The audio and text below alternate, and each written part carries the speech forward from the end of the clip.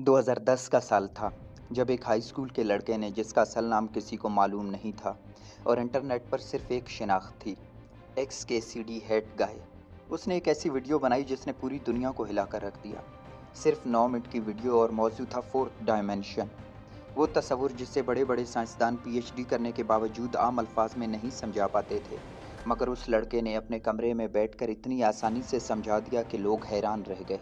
Video upload होते ही करोड़ों लोगों ने देखी और लोग उसे जीनियस कहने लगे, मगर उसके साथ ही कमेंट्स में सवालात की एक ऐसी बारिश शुरू हो गई जिसके लिए ना वो लड़का तैयार था और ना शायद इंटरनेट खुद तैयार था, क्योंकि हज़ारों अजनबी लोग अचानक जानना चाहते थे कि उसका असली नाम क्या है, वो कहाँ रहता है, किस स्कूल में पढ़ता है और उसकी ज़िंदगी कैसी है। अब ज़रा सोचिए कि जब रातों रात बगैर किसी तैयारी के हज़ारों अजनबी लोग आपकी निजी ज़िंदगी जानने के दरपे हो जाएं, तो इंसानी दिमाग पर उसका क्या असर होता होगा। और यहीं से हमें साइकोलॉजी की एक टर्म समझनी पड़ती है जिसे कहते हैं ओवर स्टिमुलेशन। यानी जब दिमाग को एक साथ इतनी तवज्जो, इतनी मालूमात और इतना शोर मिल जाए जितना वो संभालने के लिए बना ही नहीं होता, तो दिमाग के पास अमूमन दो ही रास्ते बचते हैं। या तो वो उस शोर में डूब जाए या फिर ख़ुद को मुकम्मल तौर पर बंद कर ले।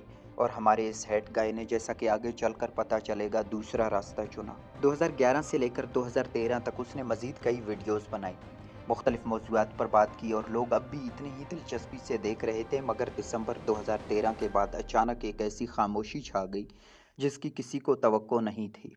कोई नई वीडियो नहीं आई, कोई पैगाम नहीं आया, कोई वजाहत नहीं दी गई, और वो लड़का जिसे इंटरनेट की तारीख के सबसे मुतासिर कुन नौजवानों में शुमार किया जाने लगा था, बस यूं ही गायब हो गया जैसे कभी था ही नहीं। अब ज़रा तसव्वुर कीजिए कि अगर आपके पसंदीदा क्रिएटर के साथ ऐसा हो जाए तो आप क्या करेंगे। और यही वो लम्हा था जब इंटरनेट ने बिल्कुल वही किया जो इंसानी दिमाग किसी भी नामालूम खला को देख कर करता है, यानी खुद ही जवाबात गढ़ना शुरू कर दिए। किसी ने कहा वो मर गया होगा, किसी ने कहा उसे किसी खुफिया एजेंसी ने उठा लिया क्योंकि वो बहुत ज़्यादा जानता था, और किसी ने तो यहाँ तक कह दिया कि ये सारा मामला ही फ्रॉड था और कोई असली बच्चा था ही नहीं। और इसी उलझन और खला का फ़ायदा उठाकर कई जाली चैनल्स भी बन गए जो एक्स के सीडी हेड गाय के नाम पर उसकी शोहरत बेचकर कमाई करने लगे, हालांकि वो खुद कहीं मौजूद ही नहीं था। ये पूरी सूरत हाल साइकोलॉजी की एक बहुत ही दिलचस्प और थोड़ी ख़तरनाक हकीकत बेनकाब करती है, जिसे पैरासोशल अटैचमेंट कहते हैं। यानी जब हम किसी इंसान को, चाहे वो हमें ज़ाती तौर पर जानता तक ना हो, अपने करीब और अपना समझने लगते हैं, तो उसकी अचानक गैर मौजूदगी भी हमारे लिए नाकाबिले बर्दाश्त हो जाती है, और हम उस खला को चाहे झूठी कहानियों से ही सही भरने की कोशिश ज़रूर करते हैं। अब यहाँ से कहानी और भी गहरी होती है, और अगर आपने अभी तक सोचा कि ये बस एक आम सी गायब हो जाने वाली कहानी है तो रुकिए, क्योंकि जो हकीकत आखिर में सामने आई वो किसी भी साजिशी नज़रिए या कॉन्स्पायरेसी थ्योरी से कहीं ज़्यादा दिल को छू लेने वाली थी। 5 साल की मुकम्मल खामोशी के बाद 2019 में एक नई वीडियो आती है जिसका उन्वान था my return to YouTube and why I left. और इस वीडियो में वही पुरानी आवाज़ अब थोड़ी भारी और पुख्ता अपनी पूरी कहानी बयान करती है और बताती है कि सिर्फ 5 साल की उम्र में ही इसे अस्पर्जर सिंड्रोम नामी एक कैफियत की तशखीस हुई, जो ऑटिज़म स्पेक्ट्रम से जुड़ी हुई एक ऐसी हालत है जिसमें दिमाग किसी ख़ास मौजू में इतना गहरा डूब जाता है कि बाकी दुनिया धुंधली और दूर महसूस होने लगती है।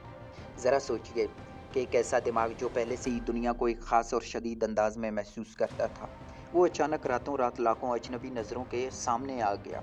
हर कोई उसे देखना चाहता था, हर कोई उसे जानना चाहता था, और वो दिमाग जो पहले से ही शिद्दत के साथ काम करता था, उस इजाफी शिद्दत को बर्दाश्त नहीं कर सका और इसीलिए उसने ख़ुद को दुनिया से हटा लिया।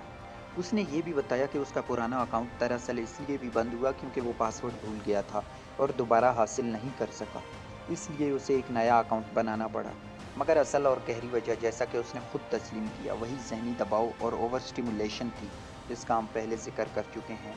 एक ऐसे निज़ाम का दबाव जो कभी उसके लिए बनाया ही नहीं गया था।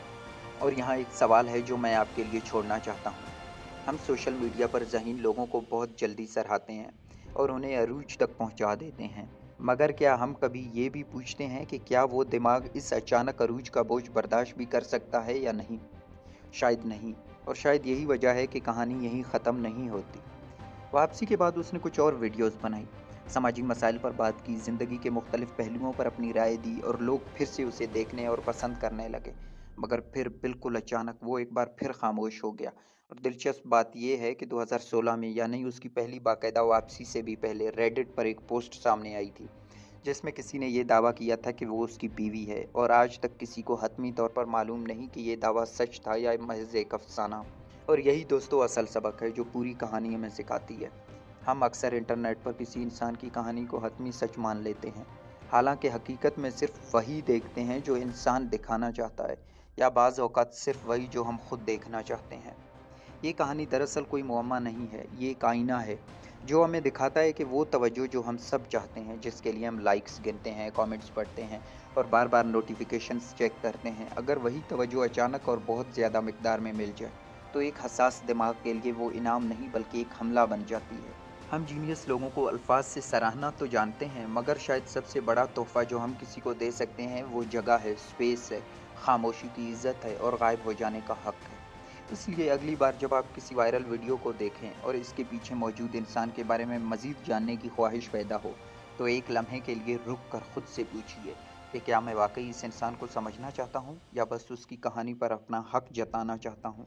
अगर आपने भी कभी किसी वजह से खुद को तवज्जो के बोझ तले दबा हुआ महसूस किया तो कमेंट में ज़रूर बताइएगा, क्योंकि शायद आपको लगता हो कि आप अकेले हैं, मगर ऐसा बिल्कुल नहीं है। मैं हूँ मास्क माइंड, अपने दिमाग की सुनो मगर उसे समझ कर। खुदा हाफिज़।